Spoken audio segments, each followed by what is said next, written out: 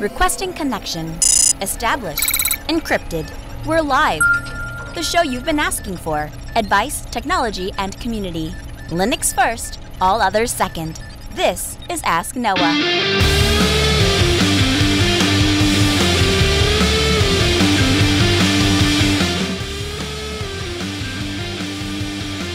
Live from Multispeed Technologies, the Ask Noah Show starts right now. This is the show where we came to do all the things on Linux they said couldn't be done and take your questions on how to do the same. The phone lines are open this hour to be part of the program. It is a free call, 1-855-450-NOAH. That's 1-855-450-6624, or send an email to live@asknoahshow.com.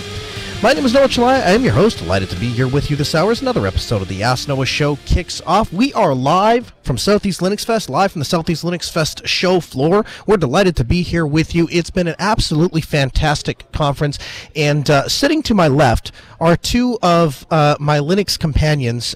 One guy you heard last week on the Ask Noah Show has been absolutely indispensable as far as logistics go, and providing feedback and giving insight and being just an all-around great guy.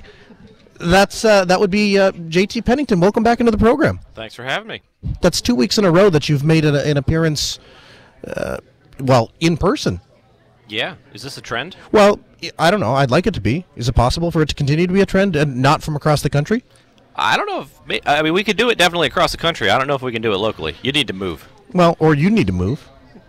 No, you need to move. What if we met in the middle? Is that a possibility? Maybe.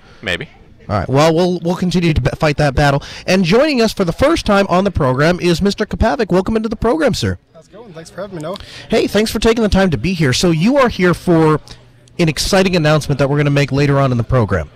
Hopefully. I'm pretty excited about it. I am too. It's going to be super exciting. So let's start by digging into the first thing on the docket, and that is Southeast Linuxfest. I guess I'll ask you, JT, first. How would you describe the environment, the atmosphere here? What do you think of Southeast Linuxfest thus far? So, SELF has been something that's a conference that you and I have come to for, I think this is the 6th year now. Mm-hmm. And of all the Linux conferences that we go to, the one that definitely sums up this one in one word is community. This is a conference where people come to hang out and talk and network and work with other people. Sure. There's the obvious, there's the tracks where you go to all the great sessions they have here. But for a lot of people, the biggest draw of this conference specifically is the hallway track. Right. And being able to network with the people that you've met in the past years, compare notes, come up with new ideas, kind of brainstorm together about what you can work on for the next year. And really build meaningful, lasting friendships. One of the things that I've noticed is when we go out to lunch, we're not talking about Linux necessarily. I mean, it comes up, of course, but we talk about all sorts of things and insightful things and life help style things because we start to connect on a very human level and on a level that I think you just don't get in other technical conferences, because I've gone to the Microsoft conferences, I've gone to the large IT conferences of the world. There's nothing like this. Even in the Linux land, I think SELF stands apart as far as the community. Is that a fair statement? Yeah, absolutely. I've gone to conferences all over the United States, Linux conferences, different Linux fests, and this is a conference that, without question, I say, this is where I meet friends. Other conferences I go, I meet great technologists, I meet great people to work with, but this conference is where I meet people that I truly call friends, and I talk to all throughout the year, not just about technology, right, but just, about life. You and I, we've known each other for a long time. We've been friends for a while, and we met at a different conference, but I would say that you and I really got to know each other at this conference, to the point that you and I got together on Sunday and actually road trip down to SELF. And part of that is because of that friendship that was formed, and Chris DeLuca is walking down the hallway right now. Again, met him in West Virginia in his hometown, but we really got to connect and build a friendship here at Southeast Linuxfest, and I think that's what sets this conference apart. And so when people ask me, if there's one conference you could go to, what would it be and why? My answer always, time and time, is SELF. And then usually what happens is that devolves into a discussion. They say, well, are there particularly great speakers? I don't know. I mean, they're not bad, but I don't go to a lot of talks. Well, are there a lot of really big name vendors? Sometimes. But that's not why I go. Well, why do you go? To sit on the couch and hang out and talk about shared interests and build community. Is this your first SELF? Yeah, that's my first time ever coming to one. First Linux conference in general as well. Really? Yeah. So what do you think of Self? I mean, obviously you won't be able to compare and contrast it to other Linux conferences, but as a activity to do, as a pastime to take a weekend off, because obviously it costs money, takes time out of your day. What do you think? Worth the investment? Yeah, absolutely. I've had an absolute blast the whole time I've been here. It's been fantastic getting to meet people that I've talked to in the online community, getting to put a face to the screen name, as it were. I mean, overall, it's just been a rather enjoyable experience. I've enjoyed all of the talks, learned a ton since I've been here, and yeah, I've enjoyed it, and I'll definitely be back next year for sure. So that's interesting, and we've noticed that, right? JT, you and I probably have seen this trend more than anybody else because we are at a location where we collect people. You know, around this booth, there's people that sit down over the couches and on the chairs, and they kind of collect. And we have watched that grow from literally a few people stopping by and saying hi to now there are so many people that crowd around here that it's like a flock to go out anywhere to do anything. And when you talk to those people and say, what brings you here? They say, well, I came once to check it out because I heard you guys talking about it. I couldn't stop coming back. And we hear that a lot, don't we? Yeah, it's funny when I think back to the first time that we came here. I mean, it was you, me, a tripod, and a mic. That's right, camera. And we went around to the different booths, and we just were like, "Hey, can we talk to you about all the things that you're doing that are cool? Talk about your passion." And then we people randomly, aimlessly walking down the hallway. It's like, "Hey, you're at this conference. Yeah, we're at this conference. Right. We should have a conversation about why you're here." And people would just kind of look at us and be like, well, that's interesting. They're just going around talking to people, like just random dude that just happens to be at the conference but's having a good time. And, people see that and they're like, hey, that's kind of cool. And, then they get the comfortability of when we come here and we're sitting down, they're like, hey, I know they walked up and talked to people. Right. I'm going to go up and walk up and talk to them. And we've actually, that extends beyond the conference itself, right? Because you and I have been to other events then where we run into people and they say, hey, I remember you guys. You were at Southeast Linuxfest and you guys came and talked to me and gave me an opportunity to share my passion and what I was working on. And now I'm doing this thing. And then we connect on a different level and the cycle kind of perpetuates. Yeah, and it's really interesting, meeting people here. And then, of course, we each go back to our own lives. We kind of talk, occasionally online. But then when we come back, there's that essence of, meeting a friend that you haven't talked to in a while. Mm-hmm. And you get that time of, okay, so what are all the cool things you've been doing this past year? Here are all the cool things I've been doing. And you kind of rekindle and it grows. And then, you go back and you're doing your separate lives. But then you come back and it's like, oh, these are all my old friends again. Yeah. If you think about it, we see some of the people here at most 3-4 days a year. But yet when we're here, it's like, okay, here's my good friends. Yes. Yeah, and the people that I can connect with and the language that I want to connect with them, right? Because I think a lot of us in our own respective communities are the smartest people in the room oftentimes. And I say that with due respect, and I exclude myself from that, of course. But yeah, no, I think we are the smartest people in our own communities. And so then when we come here, it's nice not to be the smartest person in the room. It's nice to walk away from a fest. It's nice to walk away from an event and say, I learned something, and I connected with somebody, and I learned something. And you and I and a good friend of ours, Steve Ovens, we've been spending a lot of time together, and we have actually moved away from talking about a lot of Linux and gotten into a lot of life events and human psychology and how those two things relate, and then how we can apply those things to open source communities to make them better. And that's the kind of conversation you frankly just don't get at any other fest. Yeah, and you just can't have that kind of in-depth, really well thought out deep conversation on IRC. As much as I love IRC, that's it's not the medium for it. Yeah, you lose a lot of context, a lot of body language, a lot of I've discovered you're a much nicer person in real life than you are. Yeah. So this is funny. This is something I hear all the time from people at conferences because they interact with me on Telegram or IRC or whatever, and it's just like, man, that guy, he is just he's aggressive. He always argues. He's arguing. He's mean.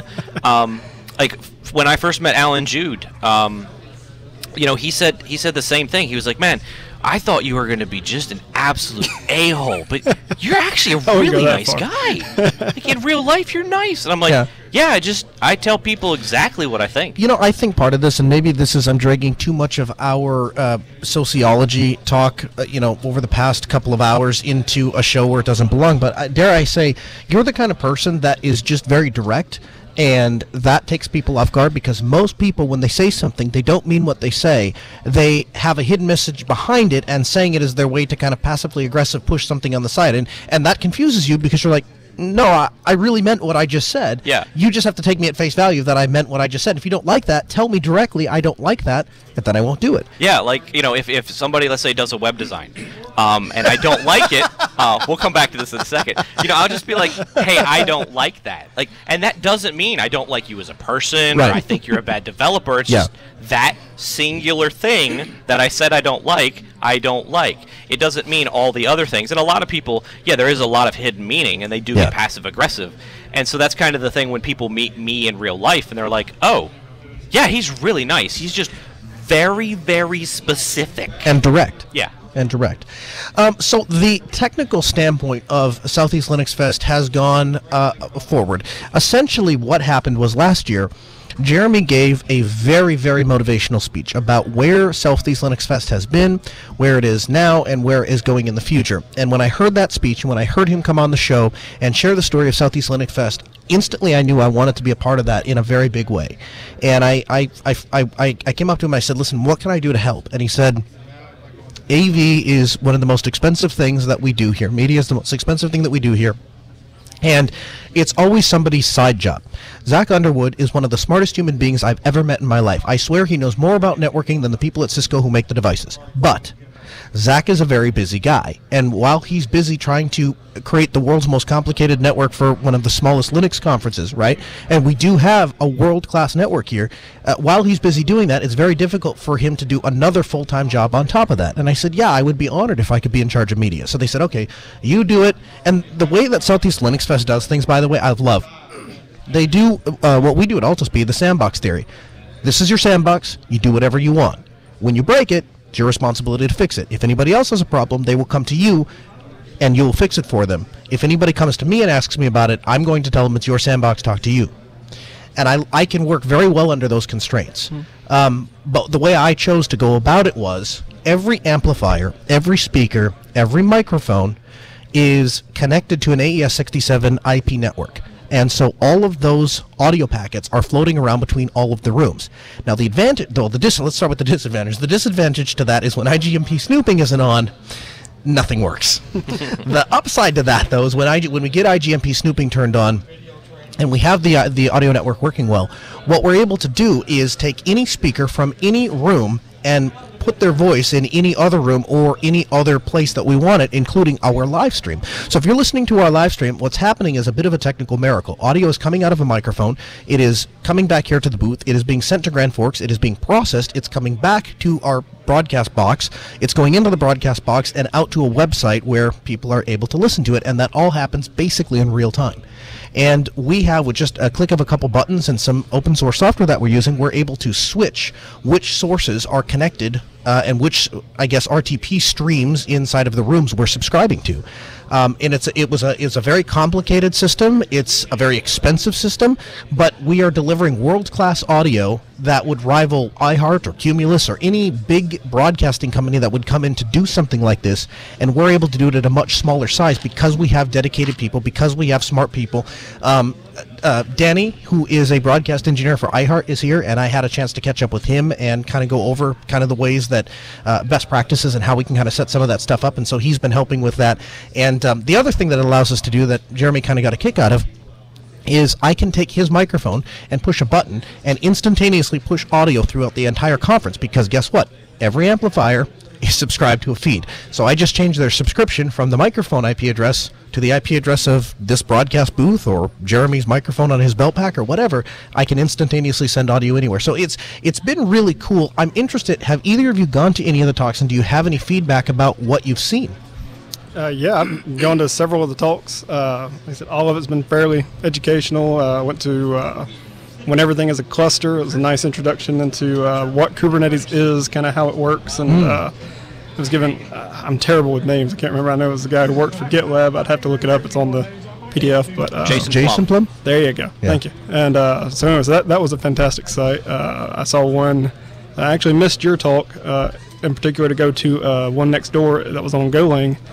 Which is one of my favorite programming languages, and talking about reflection, which honestly I didn't even know was a thing in Golang. So yeah, I mean, just several of them that I've been through so far, they've just all been really good. My biggest problem that I've had with Self so far is trying to pick which talk to go to, because Right. there's so many good ones on every time slot. Yeah, I had the opportunity to give a talk. I was invited to give a talk on Linux on the desktop, which is a passion of mine. And so I had an opportunity to go in front of a group of people and share with them a passion for trying to get people involved in the Linux desktop and explain why I think the Linux desktop is so important and why I think people need to give it a fair shake. And so I believe all those talks are being uploaded on YouTube, although due to some hardware failures that we had there, I know that some of the recordings didn't make it all the way back into the Network Operations Center, so hopefully there are some things we can do about that once conference is over and we can actually go dig in and pull machines. But the automation that we have set up to do that, I guess, didn't work out. So in any case, well, where we're at is the talks are great. I think the technology is working, and one of the things that one of the things that we're introducing here at Southeast Linuxfest is a new product that Altispeed Technologies is excited to carry.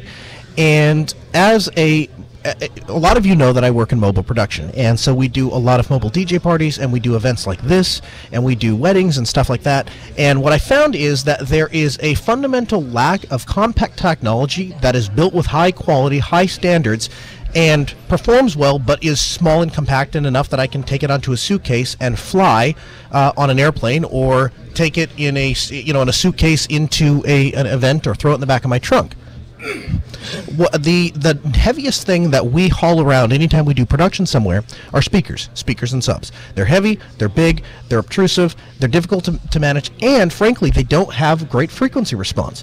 And so I embarked on a journey with a good friend of mine, Bob Carver, who's been on the show a couple of times, and my dad, to try to build a professional audio speaker that is compact in size, is very powerful, has great frequency response, but can still be light enough and small enough to fit into a compact car or a compact suitcase. So we came up with a speaker design, and the site goes live at midnight tonight at deceptiveacoustics.com. Now, this speaker is really cool. It has a frequency response of 80 hertz to 44 kilohertz. SPL level 89 decibels, 2.3 volts at 1 meter. Power handling. Now, this is really cool. 900 watts RMS. You'll notice that every other speaker, when they advertise speakers, they typically talk about peak power. They talk about peak envelope power. And the reason that they do that is because it's very easy to get a speaker to peak at a given wattage. It's very difficult to get it to maintain and sustain a wattage over time, because it turns into heat. And so these speakers have a power rating of 900 watts RMS. Distortion 0% at 30 watts, 1% at 400 watts. They only weigh 18 pounds per cabinet. So you're able to take a set of speakers under 40 pounds, which will fit in the United States carry-on limit. You can put it in your suitcase, take them right on the plane. They're only 5 by 8 by 12, very small, compact design, and they are powering self this year. So we have the prototypes that are here. The order has been placed in our manufacturing facility that's coming out of China, and we expect them to be here. I believe I was told 12 weeks is when they will be available. We're taking pre-orders on deceptiveacoustics.com, and I would invite you to check them out. The entire design is open. We took the entire design and said, if we're going to produce a speaker and we're going to demo it at LinuxFest, and we're going to talk about it in an open source way, then the design needs to be open. So anybody can build these speakers if they want to. There's nothing, we paid obviously Bob to come up with the circuitry design and the EQ design, but we're publishing all those standards. And so all of those we'll make those available probably on GitLab, if not right on the website, deceptiveacoustics.com. But we invite you to check them out, even if you're not a speaker nut, and even if the speakers aren't for you, because, it's a premium product and it commands a premium price tag. But what this is going to do is, if you wanted to build them, or if you wanted to take some technology out of it and build something on top of it, we think that would be great, and so we want it to be an open standard. And so all of that will be available at deceptiveacoustics.com, and of course I'll have links for you in the show notes at podcast.asknoahshow.com. Check it out. Now, that is not the only announcement that we have. We've got another big announcement coming up. First, I want to get your guys' take on this. Lenovo has announced that starting this year, their new lineup is going to be available with Linux as a pre-installed option. Now, that's huge, because we've seen Dell do this. We've obviously been big fans of System76, who's been shipping computers pre-installed with Linux for years. Now Lenovo, probably the most prolific company for hardware that people run on Linux. If you walk up and down these halls, at Southeast Linuxfest, you don't find MacBooks. You don't really find a lot of Dell XPSs. What you see is tons and tons and tons of ThinkPads, to the point that he's pointing at Kapavic's Dell. Is that an XPS or an Inspiron? Oh, that is a Lenovo. IdeaPad? Yeah. Okay. Do you like it? Yeah, I've loved it. It's been fantastic. Lenovo makes great stuff. I have a Lenovo ThinkPad. My wife has a Lenovo Yoga. You have a ThinkPad. Actually, you have two ThinkPads. You loaned me one to do some stuff. An X250 and an X220. Actually, I think you may be right. I think this may be a Yoga 2-in-1 because I know it can fold all the way back and it's got the touch screen and all that. Yeah, that would be a Yoga. So these companies are doing this, right? They're making really high-end computers, but the problem is, up until now, a lot of them haven't been very excited to ship with Linux. A lot of them want to ship with Windows, and then they'll make it very easy for you to install Linux, to the point that this Lenovo that I purchased, my X1 Carbon, which I'm very happy with, has a EFI setting specifically for changing it to be optimized with Linux. And when I found that, I was like, this is really amazing. Obviously, Red Hat and Google, X1 Carbons is their standard issue, and they're sending them out to their employees, but you're not able to order them from the factory with Linux, and that always kind of baffled me a little bit. So now with the P1, it's the P1 second gen, the P53, the P53S, the P73, and the P43S. Those are what they're starting. I'm not surprised necessarily that they're offering these workstation class laptops with Linux. What did surprise me a little bit was the distro they chose. Anybody want to guess which distro they chose to go with? CentOS. Gentoo. Clever on the Gentoo. You're not far off on CentOS. They are offering it with Ubuntu and Red Hat. And what's interesting about that is every other manufacturer that offers Linux pre-installed on a laptop, typically it's Ubuntu because they're the desktop operating system. I assume the rationale here is that Red Hat is a workstation-grade operating system, and these are workstation-grade laptops. But I have to ask, are either one of you more likely to purchase a Lenovo ThinkPad now that Linux is officially supported, or it just always worked anyway, so nobody cares? For me in particular, yeah. I mean, I got the Lenovo because I had heard good things, and obviously it was the best deal for the laptop at the time. But yeah, I mean, that definitely makes me double down. I've had a good experience with the Yoga so far, and knowing that Linux is officially supported, that just makes it even better. What are your thoughts, JT? Does it matter? For me, I would say no, simply because if I'm going to buy a laptop, it's going to be a ThinkPad because I know it just works. But it definitely makes it easier for me to recommend ThinkPads to other people who are kind of on the fence. They just want something that's going to work under Linux. Sure. To be able to give them the assurance that when they make the purchase, they know it's going to just work. It's not okay, I'm going to have to fight with this to get it to work. Right. Oh, very cool. Well, we'll keep our eye on it, and hopefully they expand that to the T line. And, of course, I would really appreciate it if Lenovo would consider extending that to the X series. Hint, hint, wink, wink, Lenovo. I got one more question for you. Yeah, please. Do you know, is it also shipping with, so it's shipping with Red Hat, is it shipping with a license for Red Hat? Yes.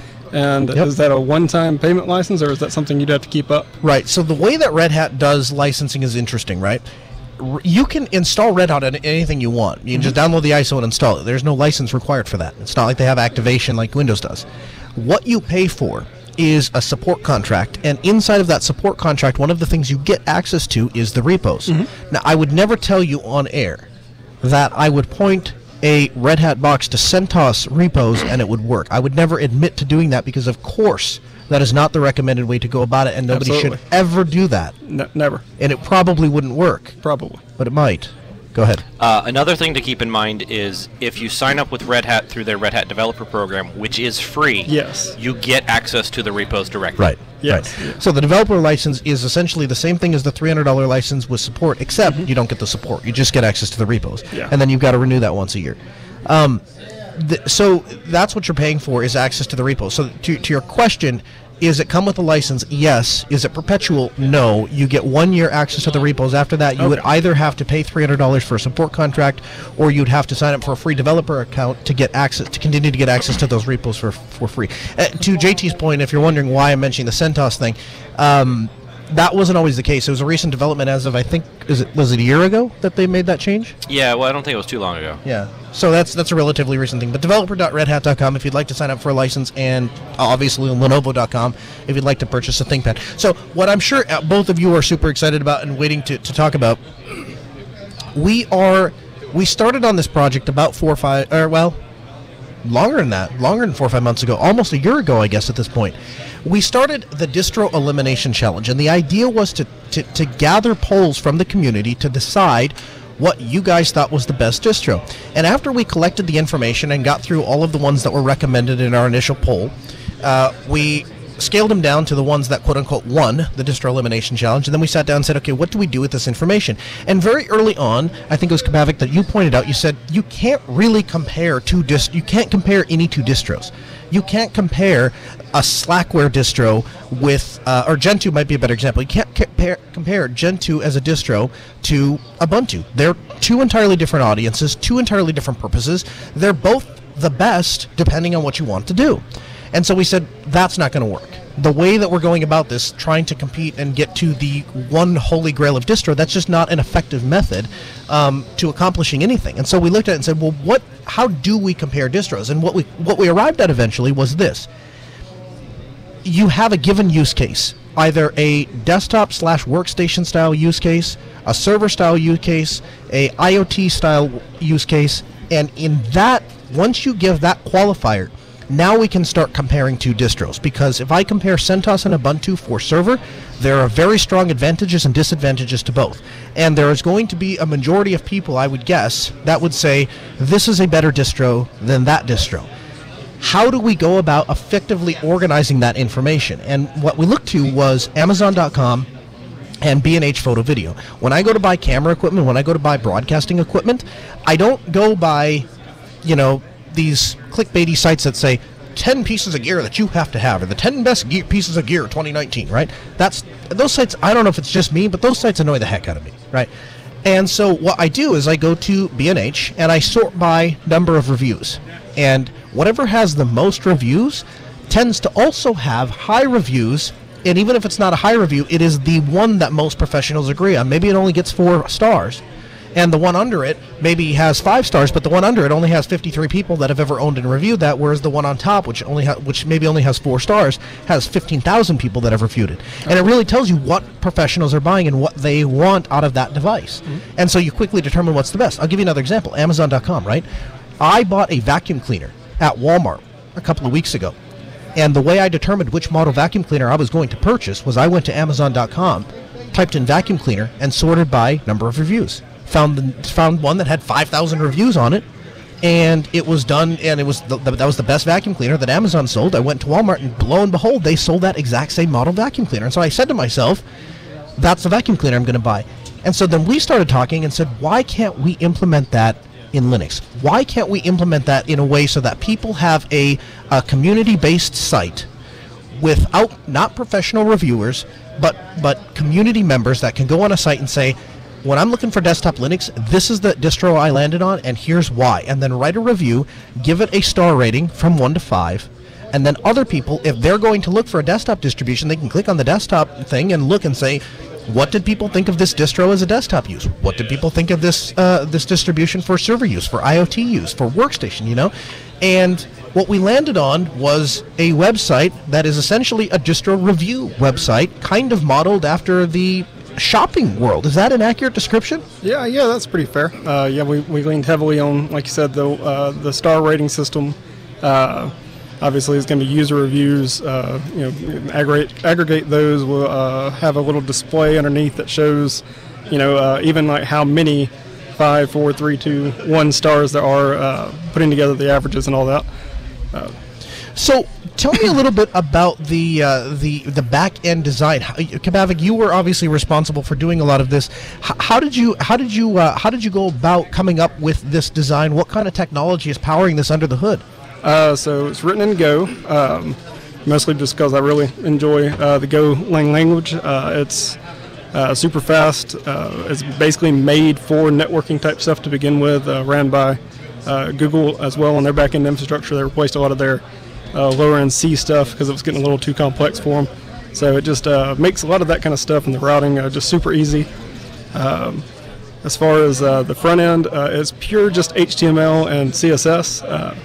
Our thought process was we wanted to try to avoid JavaScript if at all possible, because there are we didn't want to give an unfair advantage to Linux distros that are not focused on privacy, and in a lot of cases, especially if they're using like the Tor relay or the Tor network. Sure. A lot of times JavaScript is disabled by default, and it breaks a lot of sites, and a lot of sites just go, if you don't have JavaScript turned on, you can't use our site.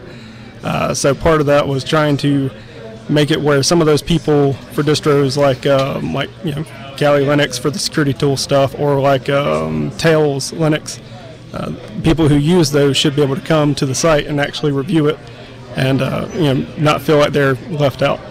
Let's talk about, just be upfront and honest about some of the shortcomings of the site. I guess I'll kind of pitch this to you, JT. What are your thoughts of where we need to go from here? Because obviously the first thing somebody's going to say when they visit the site is, well, how do I add a new distro? And we have intentionally not included that functionality at launch for a couple of reasons. I guess I'll throw that first question out to either Kabavik or JT. What are some of the limitations of the site that people should be aware of before ever visiting it? For now, we have several things planned. We need to get the ratings pagination on there. We want to, so you don't load up all the ratings immediately under everything. We definitely need to get a sorter in there, obviously make the ratings and stuff more useful. I think I've been trying to make it pretty mobile responsive. There's one little CSS bug, unfortunately, whenever you look at it in mobile, that makes some of the user rating stars kind of like column-ited. But yeah, we're tracking, like I said, most of these issues on the GitLab site. It's hosted there. It's gitlab.com/Kabavik/Linux-Delta. Anyway, so we still have a lot of functionality that we're going. I know we got some feedback on being able to leave no stars and not having it count against the distro. So if you chose not to rate a distro, you just wanted to rate, say, Ubuntu as a server, but you didn't necessarily have any feelings on it towards the desktop, it wouldn't count against Ubuntu in the desktop realm if you left it blank. So that's another thing that we're going to add in. And then I'm going to try to provide a little bit of formatting. Right now, if you leave a comment, it's just a text, just plain text, and we're going to try to make it where people can leave longer comments and break them up a little bit, make it a little easier to read. Some of the text formatting. So the website is linuxdelta.com. I guess, JT, talk to me about where the delta in the Linux Delta comes from. Where does that name stem from? So this goes back, our conversation probably about a year ago, where we were talking about a bunch of different things and about community issues and communities and bringing people together. And we realized that we have a lot of kind of segmented communities in the overall Linux community, and we wanted to offer a place where it's kind of an anybody space, where anybody from any community can get together and talk. And we've had this in the Jupiter Broadcasting community. We have this now in the Ask Noah Show, Mindrip Media community, where it's people from all these different distros kind of all talking together.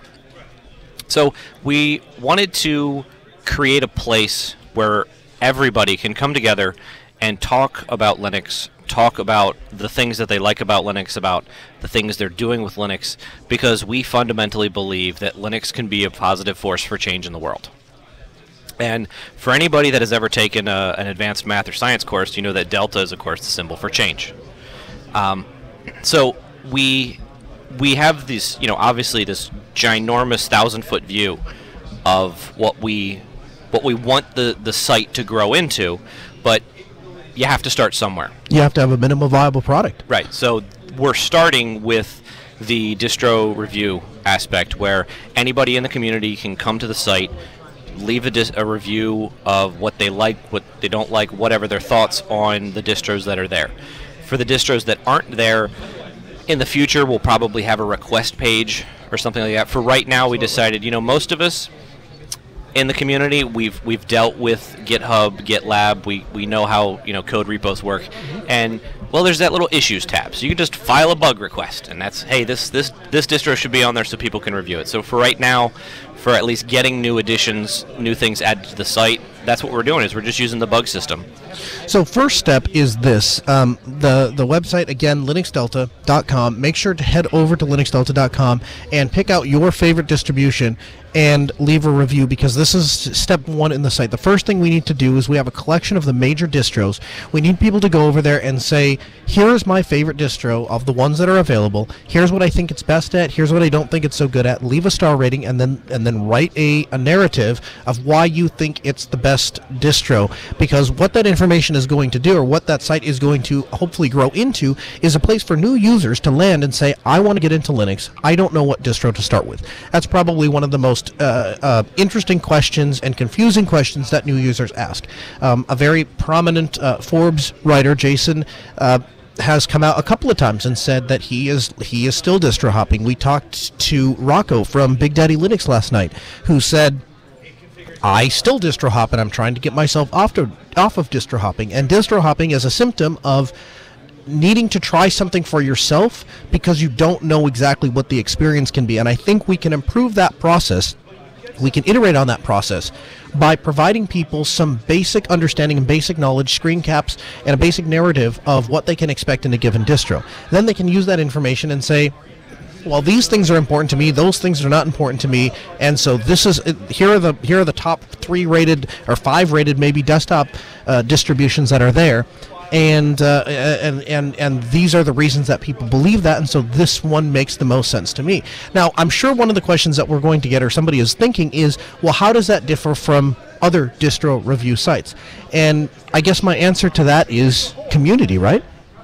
Yeah, if you look at when people think distro reviews, obviously the one that comes to everybody's mind is DistroWatch. Yeah. The thing about DistroWatch, and I know the guys at DistroWatch, they're great guys, is that it's a site for them to review distros. Right.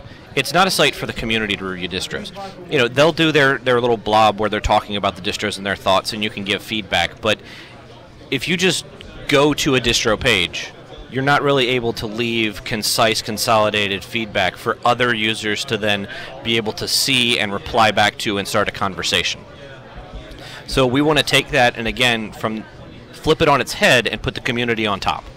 And let's have the space where the community is the one reviewing the distros and communicating with each other and discussing the distros with each other.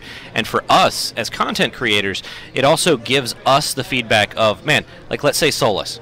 You know, Solus is one of the distros that's on the site. If we get a ton of people that are just commenting on Solus and leaving reviews and leaving feedback and asking questions, that lets us know of, hey, there's really a lot of interest in people trying to learn about Solus. So now we can reach out to the dev team and say, hey, look, we have questions that we've been seeing. We want to give you the voice to come on our show and to explain and to answer these questions to the community and promote what you guys are doing that's different from the Fedoras and the Ubuntus and so on.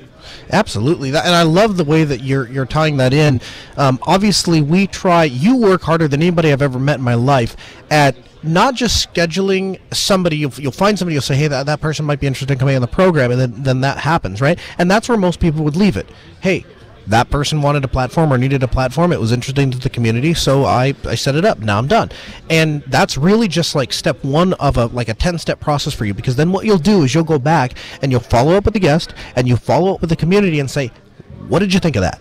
And you listen to that feedback and people say, oh, we really liked this part and we didn't like that part and we really want to talk to more people like this. And then you go out and find other people like that and say, hey, you know what, was it BOS that we interviewed? Yes. Yeah, BOS. And that interview came about because you said, hey, there is an esoteric, not even a Linux distribution, but an esoteric operating system out there that some people are interested in, and it appeals to a lot of the same crowd. And we aired that episode, and I'm telling you, JT, I got more feedback from people saying, that was fantastic. I've always heard of BOS. I've seen the XKCD comic.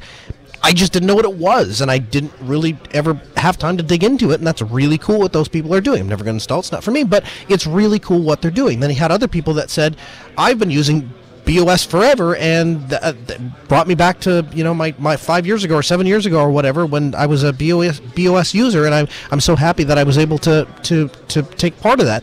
And so, the distro review site allows that process to be formalized, right? Because now, like you say, there's people that can come out and say, this is where the traffic is going. This is what's happening.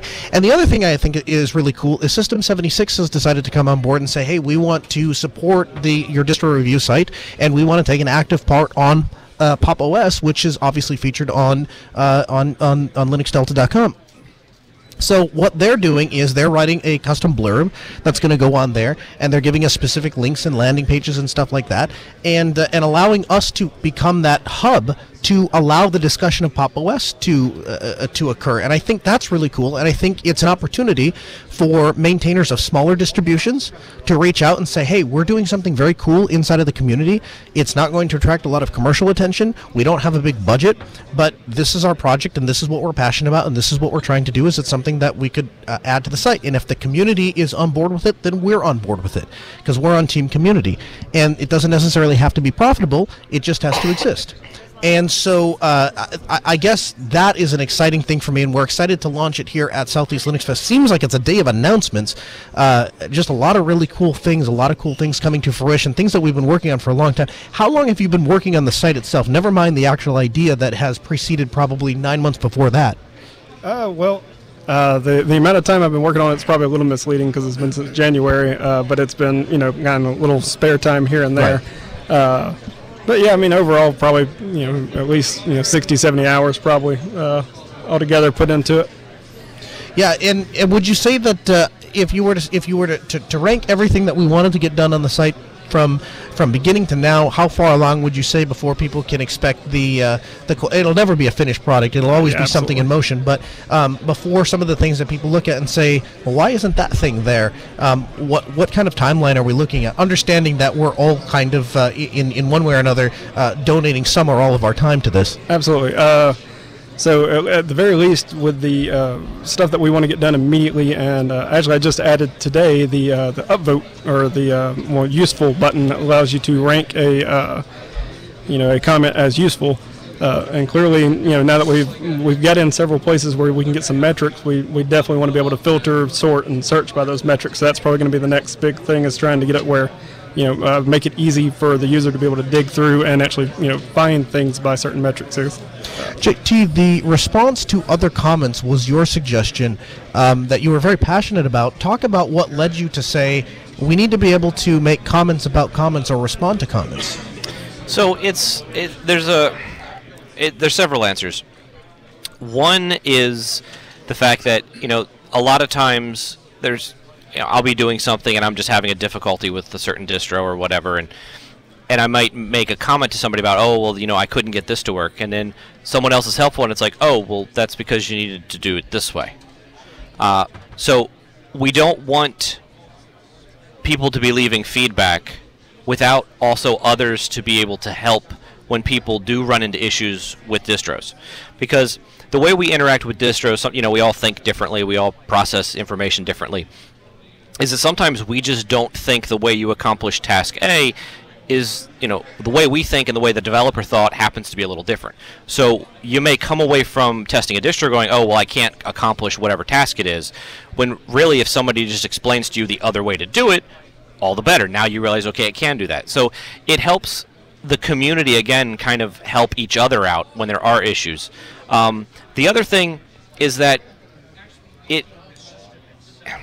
it allows, again, for the community to kind of build itself, because it breeds that interaction between people where you can have a discussion, you can have a conversation, where somebody can make a comment, and if that really helps somebody else, they can just simply say, hey, I really appreciate you pointing that out. That's not something I thought about before.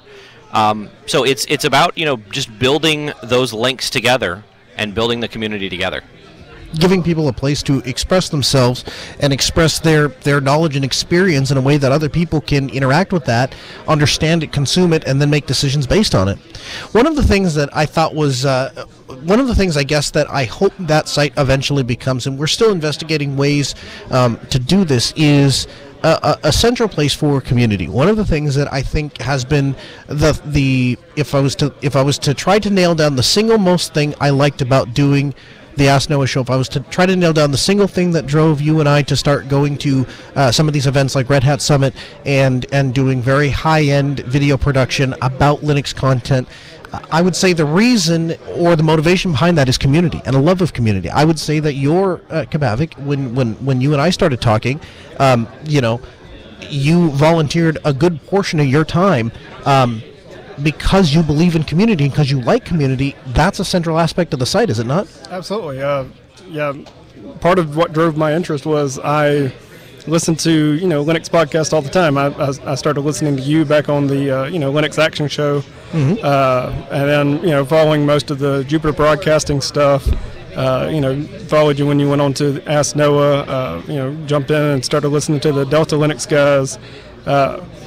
Mostly, I just tended to consume a lot of media and podcasts. I mean, a ridiculous amount, because I used to have about a 2.5 hour commute one way, so 4 hour total. And I just was trying to figure out, how can I, give back in some way.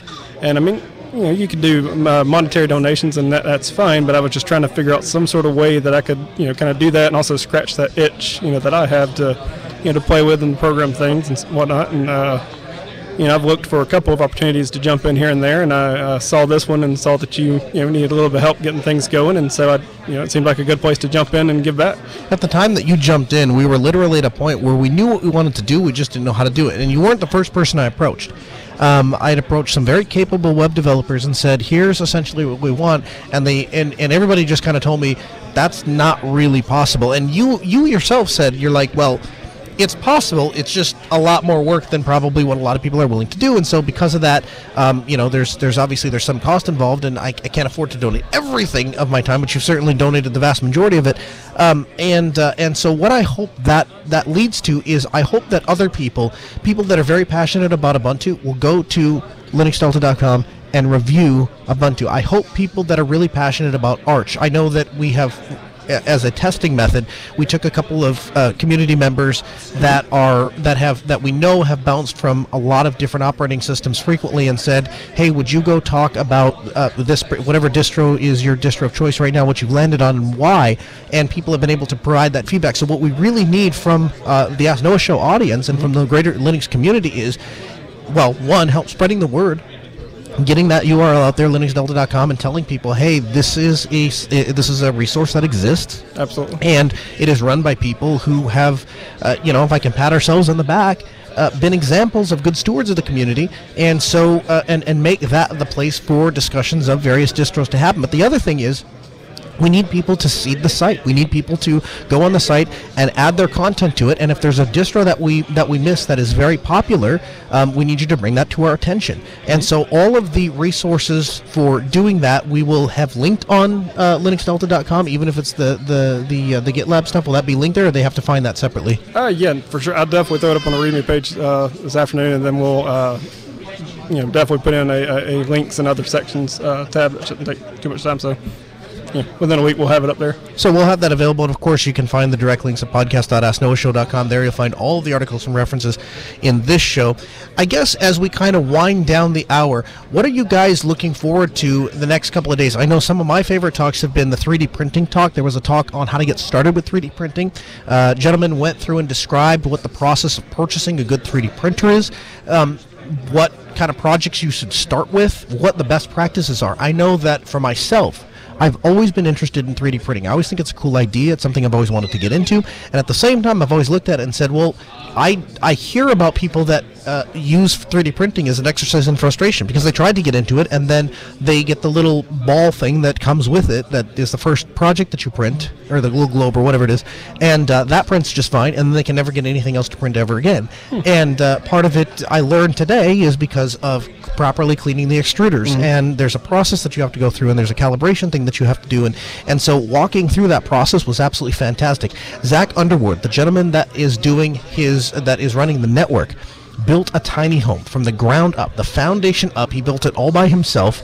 He got it's a fully permitted tiny house built by a Linux nerd. So the thing is decked from wall to wall with Linux. And I had the opportunity to go out there and do some video filming of Zach's tiny house, and I'm telling you, this guy is crazy. He has a forest in his backyard that he put Unify cameras up, and of course, because it's Zach, that has to be fiber. So he trenched fiber into his forest for his cameras. There you go. I like how you accept that as if it's just a normal thing that people why do. not? Yeah. Are you saying you haven't done that? I have not done that. I'm disappointed. You're disappointed in my dedication to Linux? Yeah. Because I didn't trench fiber to run my cameras gotta in my step it up. forest from my 450 square foot house. Yeah. Yeah. So he's got a brilliant plan. He built the tiny house. He decked it out from start to finish. Interestingly enough, in his what he calls his electrical shed, that is essentially where the feed from the AC comes in from the utility. But here's the great thing. He's got everything wired in such a way that he can switch to a DC inverter and run everything off of a solar panel and a battery bank. I mean, the guy is just crazy smart and is doing crazy cool things. So he's giving a presentation about that itself. I know Eric, the IT guy from GitLab, came out and gave a presentation about how to get started with GitLab and how that can benefit companies. I'm giving a talk tomorrow on how to make money with open source. There's so many people, so many people call the program and they ask me, how do I get into Linux as a job? How do I make it a job? And how do I make money doing it? How can I make $50,000 a year doing what I love to do? I think I need to listen to that talk. Yeah, absolutely. Well, so what it is, if you walk around, you look at a lot of these people, they work here or work in open source, they work in the industry, and when you talk to them and start trying to dig into it, what you find is they got their job by being a part of the community, right? And that's why Southeast Linuxfest gets more people hired than virtually any other event in the entire country, and to include Scale, which has the entire attendee base of Southeast Linuxfest in the first hour. I mean, that's just to give you an idea of how big and how different the size is. So yeah, we're going to be having a conversation, and again, all of my talks are, I try to make them as community focused as possible. I got asked to give a talk on another piece of technology, another thing that people became aware that I was doing, and I said, I don't really want to do that, and here's why. To do that particular thing is very expensive. And when a lot of money is involved, it excludes people. And so I enjoy presenting and talking and having a conversation about things that anybody can participate in. And I truly believe that anybody that wishes to engage in open source can participate in, and we talk about that being a very empowering thing, that you can just find a project that you're passionate about and submit code, and they will accept it more than likely if it's good.